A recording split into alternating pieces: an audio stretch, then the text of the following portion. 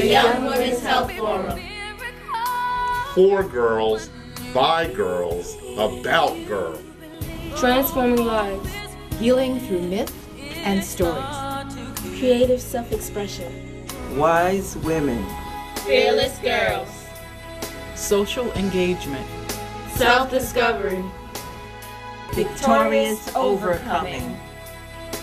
The power of girls' boundless creativity, the partnership of women's wisdom and girls' determination to overcome, the commitment to continually educate ourselves and others, fuel Spotlight on Girls.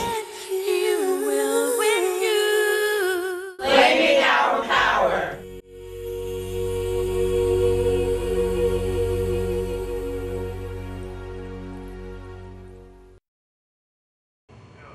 The artistic inspiration for today's show is poet-activist Nikki Giovanni, who is a perfect example of creative self-expression in action.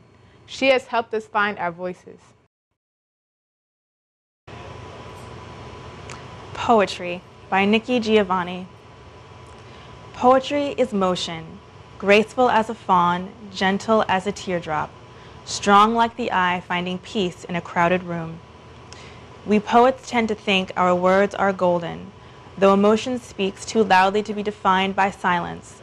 Sometimes after midnight or just before the dawn, we sit, typewriter in hand, pulling loneliness around us, forgetting our lovers or children who are sleeping, ignoring the weary wariness of our own logic to compose a poem no one understands. Welcome to Spotlight on Girls. Our show is by girls, For girls and about girls. girls. Spotlight is about women standing behind and supporting girls as they grow and explore. Spotlight is about girls sharing important information with other girls, our friends, and peers. Our show today explores a parenting issue, especially important for busy teen moms, but helpful for parents of all ages. We'll be talking about how we talk to our children or don't. Do you think children are exposed to a lot of swearing and profanity these days? Yes, actually, yes. And times change a lot. I just don't agree with the stuff like sometimes parents let the kids see. You know, me and the mother are separated. She lets him see a lot of stuff that I wouldn't let him see if he was like living with me. Yes, I have. My 2-year-old has one choice word that he likes to say that I won't repeat, but he got it from his grandfather, and I've spoken to my dad about that. Where do you think that they hear these swear words? A lot of times in school. I don't know how I've seen kids his age, and I hear the way they talk, so I know that he's exposed to that. If he's not exposed at home, he's gonna pick it up in school. You know, even in first grade, there's a lot of stuff that I see these little kids know nowadays. I was shocked, actually. Yeah. And on television, on the streets, in school. Do you think children swear a lot? They are products of their environment. So if their parents swear a lot, then of course your children are going to pick up on what they say and repeat it as such. Where do you think that they get it from? They can get it from their parents, from their grandparents, from whoever the children are around most. If the children watch a lot of television, they'll repeat what they see on TV.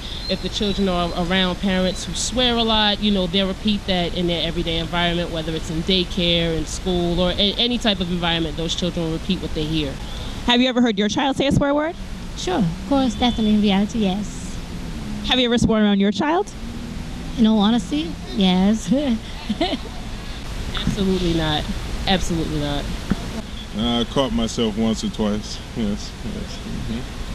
No, I try not to, but I mean, I'm pretty sure maybe slipped sometime here or there. It's been 7 years, so, but I try not to. The only thing that I'd like to add in regards to children and their language is that everyone needs to be careful. We need to give these children a lot more credit than what we do, because children can understand from as small as 1 or 2 years old. I heard a lot of people say, oh, well, my child doesn't understand that. Yes, they do. They are sponges and they soak in absolutely everything. So it's very important that we're very careful about what we say around our children.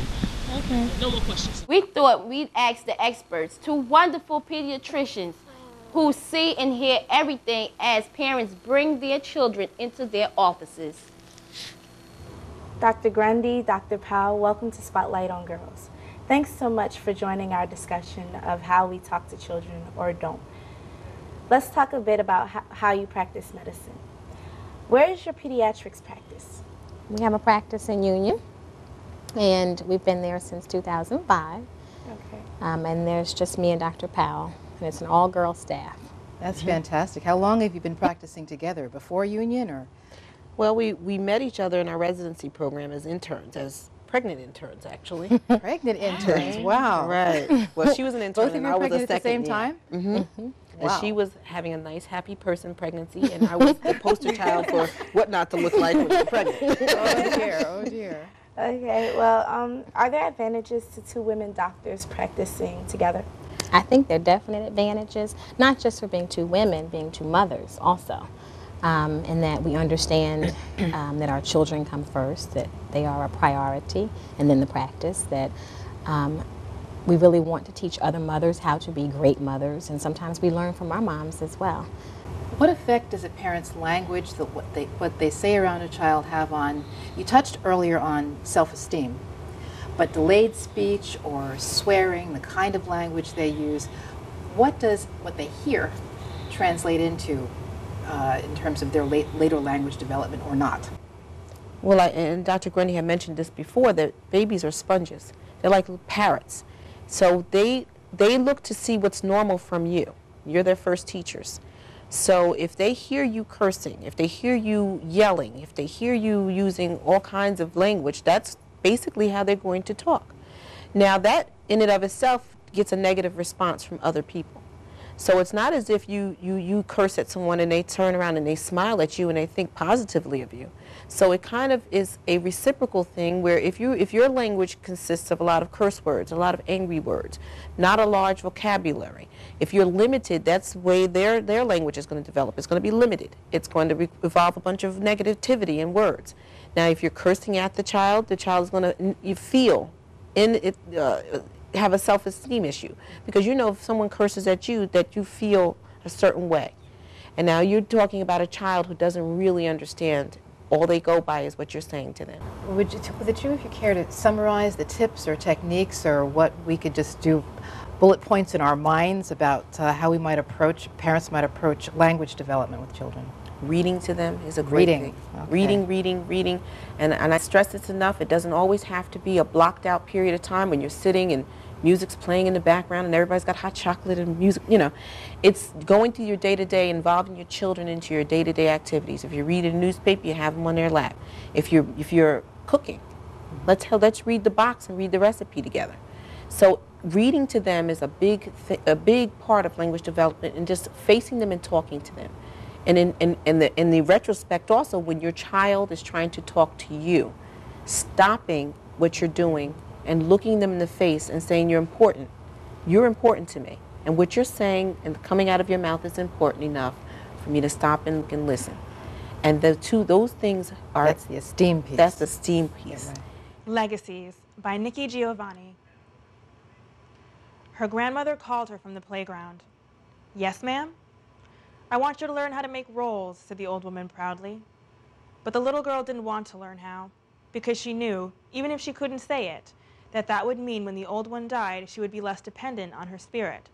So she said, "I don't want to know how to make no rolls," with her lips poked out, and the old woman wiped her hands on her apron, saying, "Lord, these children." And neither of them ever said what they meant. And I guess nobody ever does. Read to your child. Read books that rhythmically repeat word patterns.